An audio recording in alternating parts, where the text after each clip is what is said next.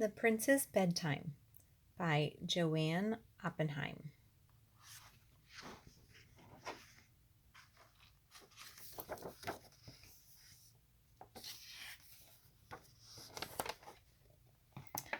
In a faraway kingdom a long time ago, when bedtime drew near, the prince shouted, "No!" The queen tucked her son in a quilt made of silk. The cook brought him cookies. The maid brought hot milk. Though everyone tried hard to make the prince sleep, the harder they tried, the more he would weep.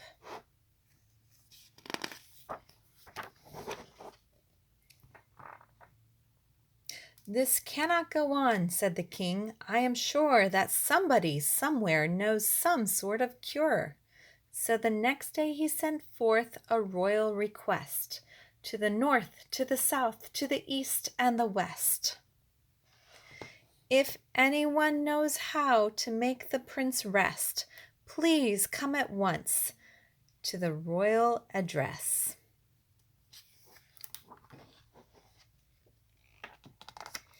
The first to arrive was a bearded physician who promised his medicine would cure the condition.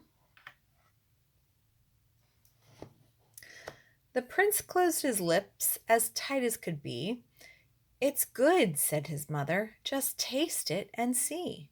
But the prince shook his head and pulled up the cover. The doctor said, "Watch, I'll give some to your mother."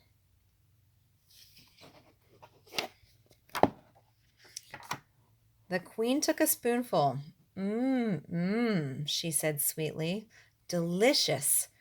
She yawned and was instantly sleepy.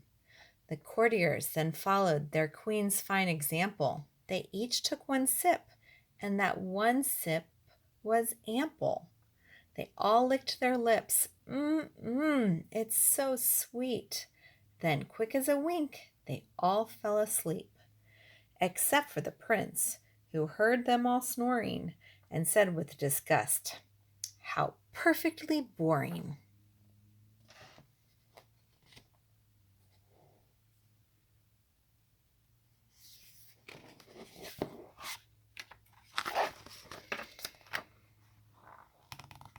The next night 5 dancers arrived with musicians. "We'll dance till he's tired. Come, take your positions." The signal was given. The dancers began. Some say they danced, but really they ran. Around in a circle, first left and then right. They whirled and they twirled well into the night.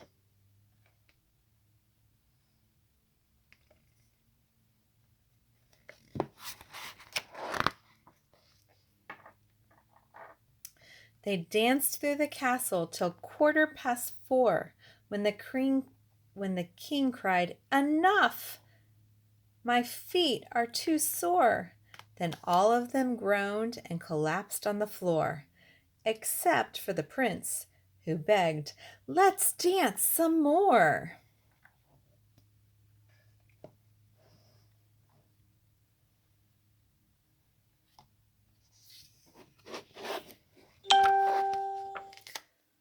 The next to arrive at the old castle gate was a mustached magician in a high hat and cape.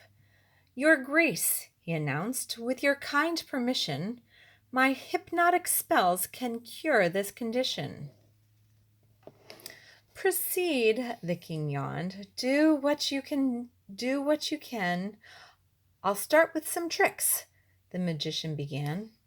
With a wave of his hand and a whisper of words, he brought forth from nowhere a flurry of birds.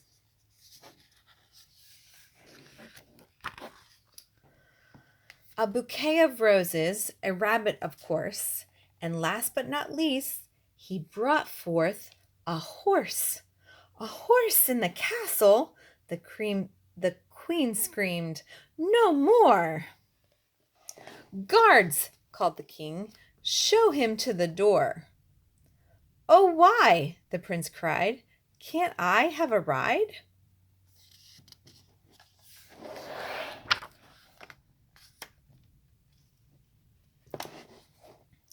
The next night at bedtime, the prince got a present, a feather-down quilt stuffed with feathers of pheasant. "Sire," said the peasant who brought him the present, "the prince cannot sleep in a bed that's unpleasant." "Try this, little boy, it's as soft as new snow. You'll drift off to dreamland. You'll love it, I know."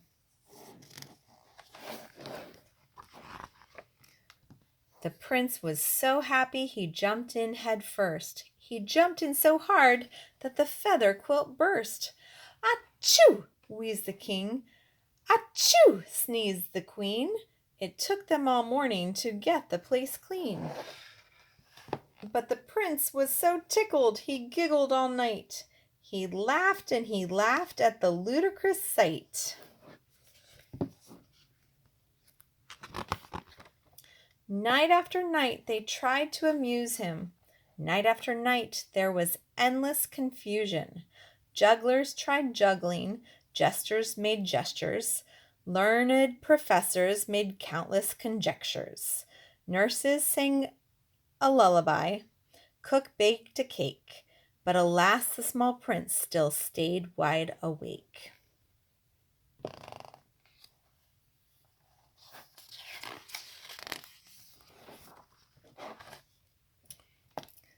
Then one windy night, it was long after 8, an old woman came to the great palace gate. "Your Majesties, please," she curtsied quite low, "I'll get him to sleep if you'll just stop this show." "And what do? Do you dance? Can you sing? What's in your bag? What did you bring?"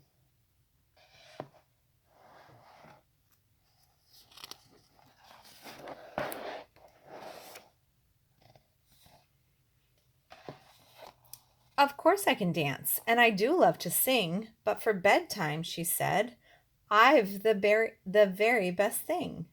Reaching into her basket, she pulled out a book and said to the prince, "I'll read while you look."